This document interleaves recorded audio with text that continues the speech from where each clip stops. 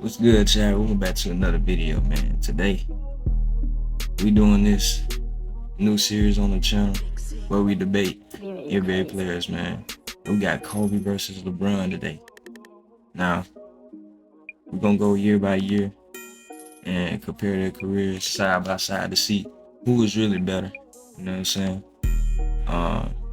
As you can see, I got the modded 2K19 in the background.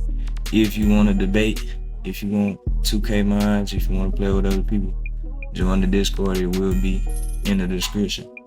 But with that being said, man, let's go ahead and get to it. We got LeBron versus Kobe. We're gonna go the years where they were the same age. So we're gonna start with Kobe in 1999, 98-99 season. And then LeBron when he was 20, that was the 04-05 season. I did that because, you know, Kobe didn't start his career as a starter, so to make it fair, but on an even playing field, both starters. We're gonna start in 99 when he was 20 years old and he was a starter for the whole time. So yeah, we're gonna compare their stats. We're gonna compare what happened in each season. You know what I'm saying? How much help they had, who they beat in the playoffs, how many wins they led their teams to. We just compare all those things in the context behind each thing that happened in the playoffs or during the season, so that we can get a full understanding of how good these players were each year as they got older. So we're gonna start off with Kobe, man. During the 98 to 99 season, well probably this year, 97 to 98, he was the sixth man of the year, averaging 15 points off the bench. That showed that he was versatile in the amount of minutes he could play and still being able to impact his team in a major way. So we built off that as we going to the 98 and 99 season. Now Kobe is a starter, and now we can see what kind of impact he'll have as a starter. And this year, Kobe, he had Shaq, he had people like Glenn Rice, Eddie Jones. He had Dennis Rodman actually for a bit of time during this season. He had Derek Fisher, he had Rick Fox, Robert Horry. These were a lot of players that in the future will contribute to Shaq and Kobe's championship runs. So just give you an example of how deep this roster was even then before they were winning championships. So this gives context to how many games they would win during this season. And just the help Kobe had at the beginning of his career to prepare him to the levels that he got to. Now the Lakers in this season, they won 31 games this year out of 50. They were ranked second in the league in offensive rating. They were terrible in defense, however. This is probably likely what led to them losing in the second round of the playoffs. But so we're gonna see what Kobe averaged this year. We're gonna see what happened in the playoffs, and then we're gonna move on to LeBron and see how they compare. So in this season, Kobe averaged 20.6 points per 75 possessions, 1 block, 1.5 steals, 4 assists, 5 rebounds. He was 84% from free throw. He was 26% from 3, 55% true shooting percentage, and 38% in the mid-range. Now, we go by per 75 possession stats just so we can bridge the gap between the eras that separate these players. By doing it by per possession, you get a more accurate comparison of player stats. For example, if you took a player like Kobe now to a player like Jalen Brunson this year, the stats are heavily inflated during these 2020 seasons. So adding per possession stats will give you the proper context to just compare the stats and get an accurate look at how each player was playing during their respective seasons. Now we're gonna move on to the clutch stats. You know, you gotta have clutch stats available so that you can understand who is really turning up during the end of the game. Now, Kobe, 33 points per 100 possessions, 1.3 steals, 1.3 blocks, 1.3 turnovers. He was shooting 56% 40% true shooter percentage, but he was a minus 15 in clutch situations. Now take that number with a grain of salt, as it's not an advanced stat. It's just regular plus minus during the clutch situation. So there could be multiple factors swaying that number down, but negative 15 is a significant number. Now we move on to the regular season RAPM, which is regular adjusted plus minus. It is an advanced stat to track impact on the team, and as you can see, Kobe was a slight plus. He was nearly 0.8. So whenever he was on the court, his team's overall performance was increased by 0.8. And now we can move on to the playoffs. Now in the 1999 playoffs, the Lakers' first round opponent was the 1999 Houston Rockets, who had Charles Barkley, Scottie Pippen, and Hakeem Olajuwon. Now at first glance, this team looked like it was a super team.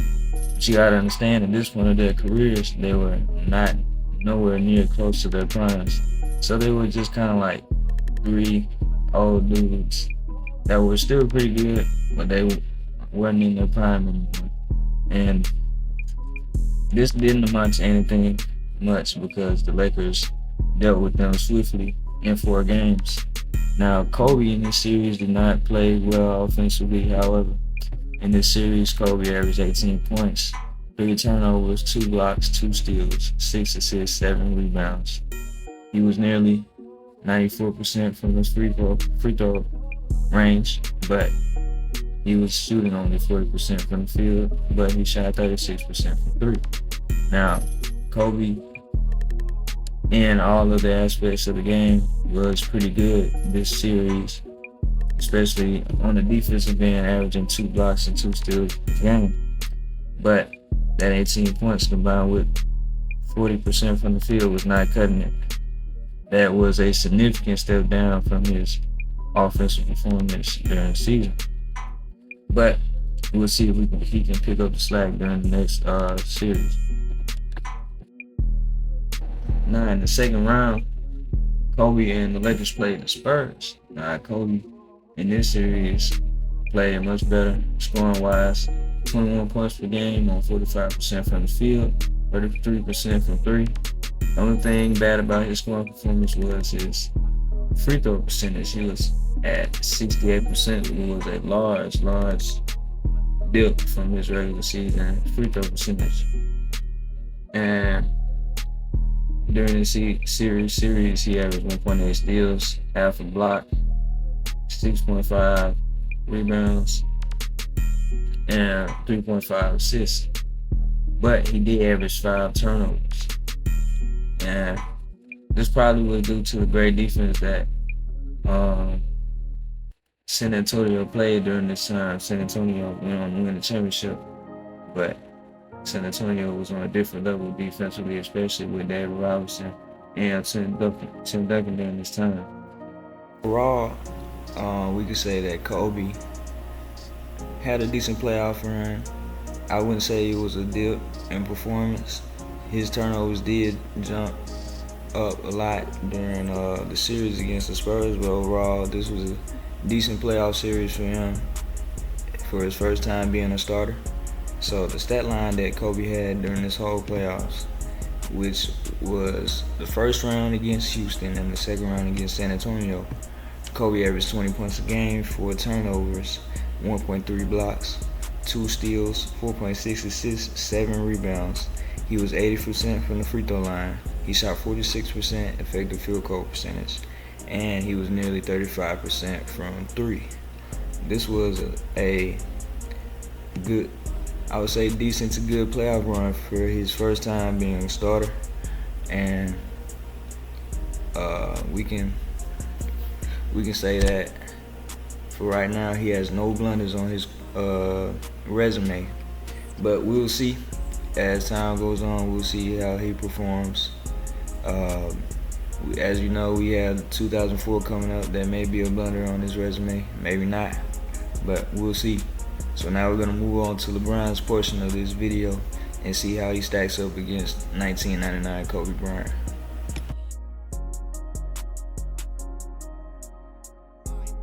So as we know, man, this is LeBron's second year in the league. He came off his first year, the 03-04 season, averaging 20 points a game. He showed that he was a promising young prospect, and this year he really stepped up his game. Now LeBron came up during the time where Cleveland was not good at all. Cleveland was good during the 80s, but during the 90s and 2000s, the team that they had around LeBron was not good, and it was especially prevalent this year. During this time, LeBron had players like Jeff McGinnis, Jonas Ilgauskas, Drew Gooden, Ira Newby, and Eric Snow, to name a few. Now, these players are not noteworthy at all. However, he did have one decent teammate, Jonas Ilgauskas. He was a center. Jonas Ilgauskas played around 80 games this year, and he was an all-star along with LeBron. So, during LeBron's early years, Jonas Ilgauskas was one of the consistently decent players that he had around him, and he was able to make an all-star team this year. However, they still couldn't make the playoffs. They were 42-40, and they were 12th in defense and 12th in offense this year, which is not bad, near league average, but they still couldn't make the playoffs. Despite how much LeBron was averaging during this year, despite the significant jump that he made from his rookie year to his second year, they still couldn't make the playoffs, although LeBron was already shown to be one of the most impactful players in the league. Let's take a look at his stats. Now this year, if we're talking in terms of per 75 possession stats, LeBron was 25 points, 6.7 assists, 6.7 rebounds, 2 steals, 0.6 blocks. He was 36% from the mid-range, 75% from the free throw line, 35% from 3, and he was 55% true shooting percentage. So as we can see, man, LeBron averaged more points than Kobe with 25 points, averaged more assists, averaged more rebounds, and he averaged slightly more steals. Kobe averaged more blocks than LeBron, and both of them around 55% true shooting percentage. Although LeBron was better from 3 and Kobe was better in the mid-range. LeBron was also worse from the free throw line. But if we compare these stats, we could say that LeBron was better than Kobe in this year. But let's take a look at the impact stats and see how they stack up against Kobe's. So looking at LeBron impact stat, his RIPM was 1.5. This was about 0.7 better than Kobe's. So this advanced impact metric shows that LeBron was more impactful than Kobe this year. Now we're gonna move on to LeBron's clutch stats and see how they compare to the Kobe's. Now, if we looking at LeBron clutch stats per 100 possessions, he was averaging 31 points on 45% true shooting percentage, 4 turnovers, 1.2 steals, 1.2 blocks, and he was a minus 20 in clutch plus minus. Now, if you compare all those stats to Kobe's, Kobe was better than LeBron in every stat, especially in the true shooting percentage. Kobe was 56% true shooting percentage in the clutch compared to LeBron's 45 true shooting percentage. Now, in terms of all the stats we looked at in this video, I think it could go either way, man. You know, Kobe had a decent first year as a starter. Kobe was showing that he could be great in clutch situations. LeBron hadn't made it there yet. He was 45% true shooting percentage compared to Kobe's 56% true shooting percentage. So, but LeBron edges him out in the scoring department, in the assists and rebounds, and LeBron edges him out in the impact metrics as well. But Kobe went into the 1999 playoffs and played decent during his first playoff appearance as a starter. His production only dipped slightly. However, his defensive production actually went up during the playoffs. He averaged more steals and more blocks during that time. And this is a stat I did not show, but his defensive plus minus during the playoffs was a minus 25, meaning when he was on the court, the opposing team's offense went down 25 points. So again, take that stat with a grain of salt. That is not an advanced stat like the RIPM we were discussing, but you can look at that stat and contribute some of those points to Kobe. You could say that when he would come in, Shaq would come in as well, and that would contribute to that high number that he produced. But I still believe that Kobe, when he was younger, was a great perimeter defender. And I believe that's what contributed to that number being so high for his defensive impact. Now, in terms of who was better during this year, like I said, LeBron had the better overall stat line during the regular season, but Kobe was all around better in clutch situations. His stats didn't dip much when transitioning to the playoffs. So I think it could go either way. I'm going to give a slight edge to Kobe because of his performance during the playoffs. Like I said, his stats didn't dip that much. He was way better than LeBron during the clutch situations. And I think he was a better defender this year as well. The only stat that LeBron clearly has an edge over him in is the points. He was slightly better in the rebounds and assist department, but I think Kobe overall was better.